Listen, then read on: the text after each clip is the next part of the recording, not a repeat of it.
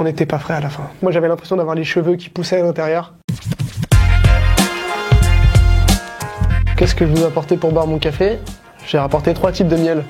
J'ai apporté un miel d'eucalyptus du Portugal, j'ai apporté un miel de sakura du Japon et j'ai apporté un miel de jujubier du Yémen. Mon thé, je le sucre avec du miel de sakura parce qu'il est hyper fleuri, c'est super bon. Et quand je prends un expresso et qui est super amer, ce que je vais faire, c'est que je vais prendre une petite cuillère de miel de jujubier derrière pour adoucir. C'est comme ça que je fais. Alors miel et nuit, qu'est-ce que c'est? Miel et nuit, c'est une petite structure qu'on a montée avec Raja, ma femme, où on a décidé d'aller dénicher des petites pépites de miel tout autour du monde. Et le but, c'est un peu de faire redécouvrir aux gens le goût du miel, comme s'ils mettaient le doigt dans la ruche en fait, parce qu'on a découvert ce plaisir-là et c'était vraiment top. J'ai la chance de récupérer un miel hallucinogène du Népal, une fleur de rhododendron, qui en altitude, quand elle pousse en altitude, elle sécrète une neurotoxine qui s'appelle la graianotoxine et qui agit sur le système nerveux.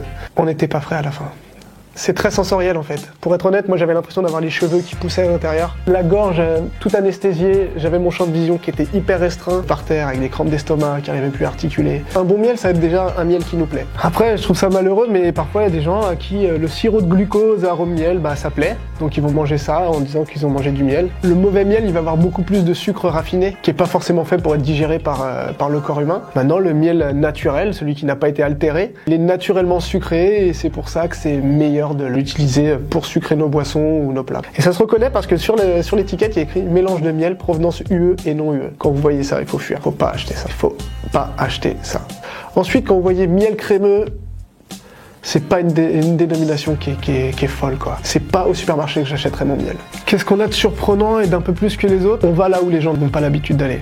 Un miel de fleurs de cerisier du Japon, vous le trouverez que chez nous. Pareil pour le miel du Yémen, c'est l'un des seuls miels qu'on trouve au marché noir. Nous, on a la chance de le faire passer par un circuit légal. Aujourd'hui, la cause des abeilles, c'est super important aussi pour nous, parce que ça a été scientifiquement prouvé que 80% des fruits et légumes qu'on mange actuellement, ils seraient amenés à disparaître. Et le déclin de l'humanité commencerait avec le déclin des abeilles. Tout simplement parce que l'abeille, elle sert à polliniser et à garder la diversité naturelle de la flore. Il y a plein d'initiatives à côté de ça qui sont faites pour élever des reines, pour avoir de plus en plus d'abeilles, de pouvoir préserver, de sauver les abeilles.